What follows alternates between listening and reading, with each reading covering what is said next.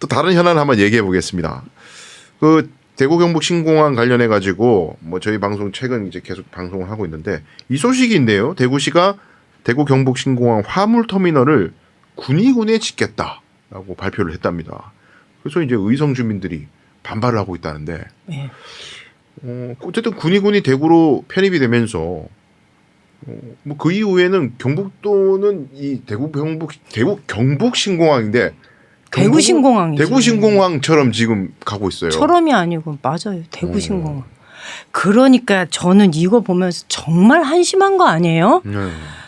제가 도의회에 있을 때 저희 지역의 도의원이 둘이거든요. 네. 이 둘이 네. 뭐 이 공항 관련해서도 지속적으로 이제 목소리를 냈지만 결정적으로 군위군을 대구로 보내는 것과 관련돼서 저희는 반대를 했어요. 서명도 안 하고. 이건 말도 안 되는 거거든요. 군위하고 대구는 붙어 있지 않아요. 갈라 그러면은 칠곡을 거쳐야 돼요. 그렇죠. 터널도 칠곡을 거쳐야 그렇죠. 되고요.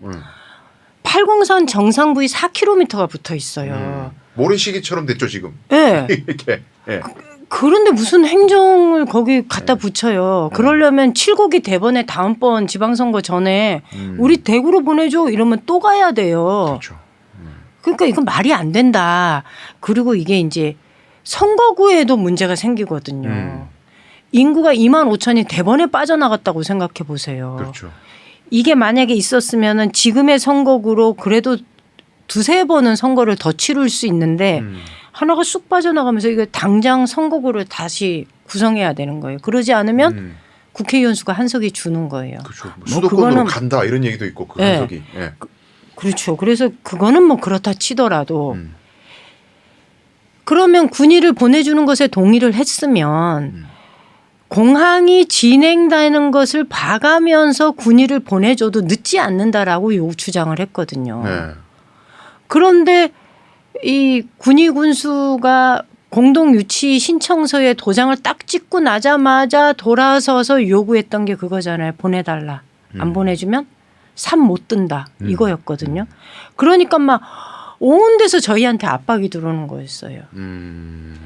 군이 당연히 뭐 압력을 넣는 건 당연한 거고 경북의 공무원, 도지사, 그다음에 의성군의 공무원, 군민들, 의성 군수의 뭐 지시가 있었을 거라고 절대로 생각하지 않습니다만 공항 유치 지원단 뭐 이런 추진본부 뭐 이런 데서 저희들한테 항의 왔었어요.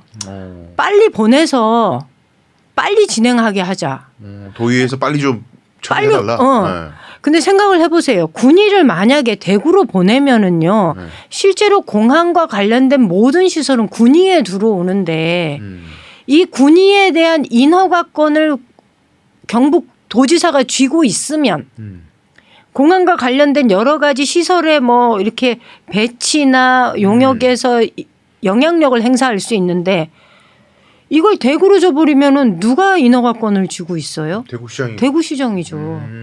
경북도지사는 인허가와 관련된 권한이 단 한 건도 없어요. 아하. 그러니까 의성군에서 지금 난리가 난 거죠. 네. 그래서 제가 누가 페이스북에다 공무원이 막 그렇게 그런 글과 현수막을 붙여놨길래 지금 의성에 막 현수막 많이 붙었어요. 네. 이렇게 하면은 우리 공항 안 한다. 백지화한다. 군수 주민 소환한다. 이런. 그래서 제가 그 밑에다가 이럴 줄 몰랐냐.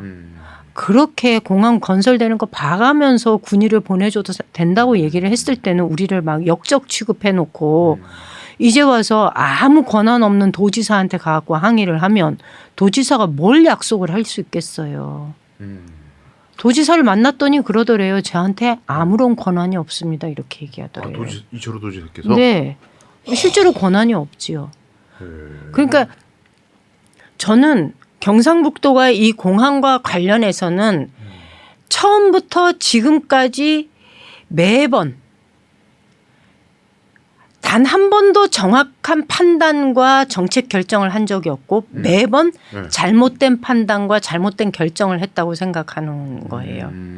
공항 군의를 보내주겠다라고 한 것도 잘못된 거고 공항 군의를 그러니까 언론 보내주자고 결정한 것도 잘못된 거고. 근데 지금은 뭐 대구시장님 손에 모든 게 다 달린 거죠. 지금 그 물류공항 얘기는요. 네. 합의문에 보면 이렇게 돼 있어요. 항공물류단지 조성한다. 의성에. 네. 항공물류단지. 화물 터미널을 갖다 놓는다는 얘기는 아니에요. 네. 항공물류단지에 화물 터미널과 물류단지가 있는데 화물 터미널은 군위에 두고 네. 물류단지는 의성에 둔다 이렇게 된 거예요. 그러니까 이 거리가 5km예요. 예. 인천은 이게 한 1km 정도 된대요. 이게 가까워야 된대요. 1km면 1000m니까 얼마 안 돼요. 네. 그런데 이게 5km면 멀잖아요. 그러니까 이 화물 터미널이 물류와 관련된 산업이 성공하려면 제일 중요한 거는 접근성, 네. 비용 경쟁력 이게 필수인데 이게 5km나 떨어져 있으니 의성 국민들 입장에서는 야 화물 터미널은 군위에 있고 물류단지는 의성에 있어? 근데 이 거리가 5km야? 이게 경쟁력이 있겠어? 이러면 기업에서 여기다가 물류를 할까? 이쪽에다 하지 않을까? 이런 불안감이 있는 거죠. 그러니까 이제 내세운 게 뭐냐면 환적 화물이라 그래요. 그러니까 비행기에서 비행기로 옮기는 화물. 이거는 그러니까 비행기를 타고 오는 물류는 네. 군위로 들어와서 처리하게 하고 육로를 통해서 오는 물류는 의성에서 처리를 해서 나누겠다 이렇게 얘기를 해요. 그러니 의성 국민들이 느끼는 위기감은 이 물류단지가 제대로 돌아가지 않겠구나라는 위기감이 있는 거예요. 근데 저는 위기감도 이해가 가지만 근본적으로 우리가 물류공항으로서 신공항의 지위를 설정하는 것이 과연 타당한가라는 것을 점검해 봐야 된다고 생각해요. 네. 물류는 지금 대한민국 항공 물류의 98%인가가 다 인천공항이 해요. 그렇죠. 네. 네. 근데 물류는 갖고 온다고 해서 다 되는 게 아니잖아요. 그 오는 물건이 일단 오는 물건이 얼마나 될지 이게 정확하지 않아요. 결국 그 물류가 주로 이 공항을 이걸 이용하는 게 구미라고 얘기하거든요. 제조업을 기반으로 한 구미다 이렇게 얘기하는데 이미 구미는요. 제조업 기반이 많이 무너졌어요. 그렇죠. 공장들이 이전하고 있는데. 그렇죠. 올 물건이 없어요. 그럼 뭐가 돌아가겠어요. 그래서 저는 어쩌면 물류의 허브로 신공항의 위상을 설정하는 것 자체가 허구이다라는 생각을 하는 거예요. 실제로 예탈을 했을 때 아무리 부풀려도 애초에 공항 유치를 하자고 막 이제 꿈에 부풀린 청사진을 들이밀었을 때에 예상되었던 물류량하고 예탈을 사전 타당성 조사했을 때 나왔던 물류량이 10분의 1 정도밖에 안 돼요. 아, 그래요? 네. 그것도 막 제가 볼 때는 인색한 설정이 아니라 그래도 좀 여유 있게 해준 게 그 정도라는. 그렇겠죠. 아니 근데 저는 그 활주로 길이를 늘려서 최대 중량 비행기가 뜰 수 있는 게 되려면 활주로가 뭐 3,800이 돼야 되고 네, 그게 되려면 국비 없이는 사업이 안 된다. 네, 맞아요. 그래서 특별법 만들어야 된다. 뭐 이렇게 흘러온 거잖아요, 이게.